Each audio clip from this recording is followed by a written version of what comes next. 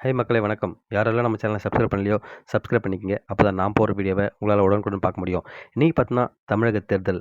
So இன்னைக்கு வந்து பார்த்தீங்கன்னா, யாரு இந்த தமிழகத்தோட முதலமைச்சர்ன்னு நிர்ணயிக்க போற நாள். ஸோ இன்னைக்கு வந்து பார்த்தீங்கன்னா, அரசியல்வாதிகள், விஐபிகள், செலிபிரிட்டீஸ், பொதுமக்கள் எல்லாருமே வந்து அவங்க வாக்கு செலுத்தின்னு இருக்காங்க. இப்போ வந்து பார்த்தீங்கன்னா, ஒரு ஹாட்டான நியூஸ் ஒண்ணு வந்திருக்கு. என்னன்னு பார்த்தீங்கன்னா, ஃபர்ஸ்ட்டு இன்னைக்கு வந்து தமிழ்நாட்டுல மொதலா ஓட்டு போட்டது ஏகே. எல்லாருக்குமே தெரியும். அஜித் குமார் தான் போட்டிருக்காரு.